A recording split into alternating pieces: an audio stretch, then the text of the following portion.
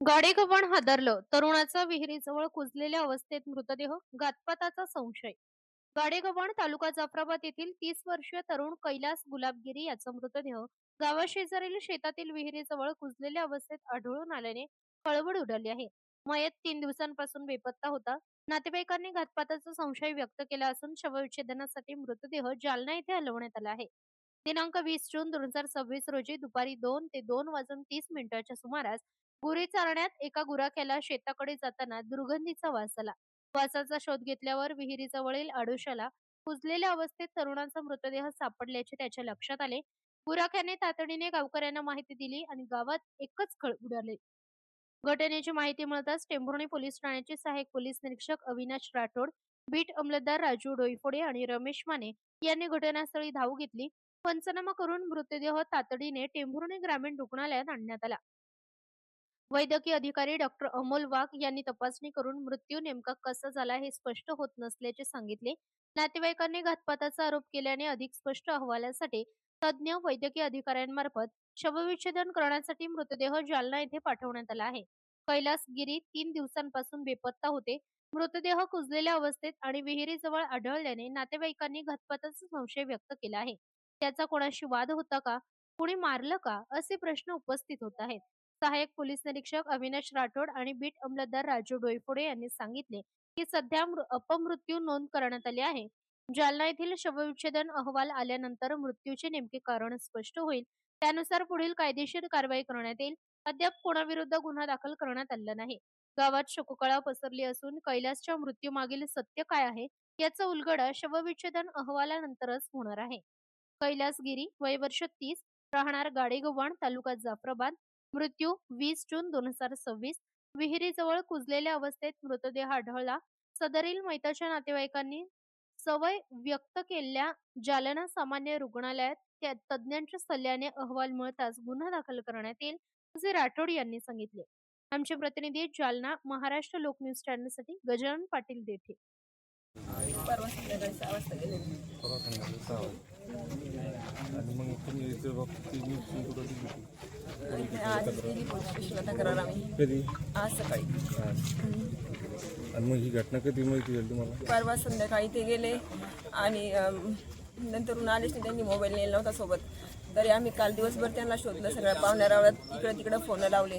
म्हटलं गेले असेल एखाद्या पाहुण्याची वेगळ्या ठिकाणी. तर मग कुठंच तपास नाही लागला त्यांचा. मग आज आम्ही शेवटी पोलीस स्टेशनला आलो आणि जेव्हा आम्ही पोलीस स्टेशनला कंप्लेंट दिली त्याच्या 1-2 तासांनीच डायरेक्टली तिथे बॉडी सापडली. हो, मग असं गेले होते तर काही घरगुती वाद होता का? नाही, काहीच नाही, काहीच नाही. तशी होती तशीच गेले होते. म्हणजे याच्यावर तुम्हाला काही संशय पुढं? हो, घरगुती वाद नसतं तर मग बाहेर बाहेर संशय आहे मला.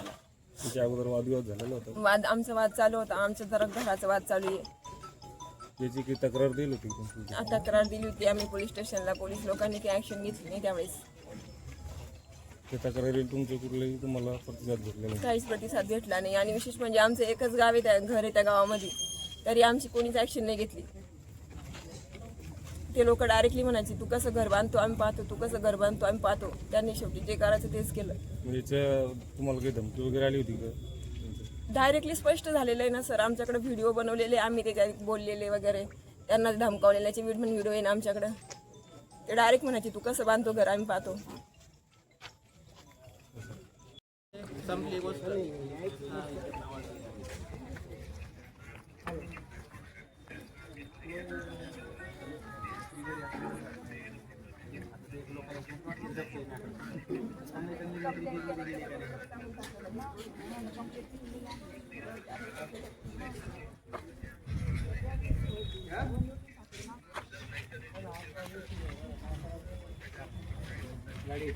गरीबाला कधीच न्याय भेटत नाही सर. कधीच न्याय भेटत नाही गरीबाला.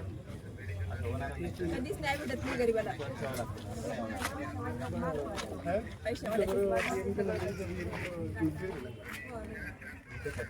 या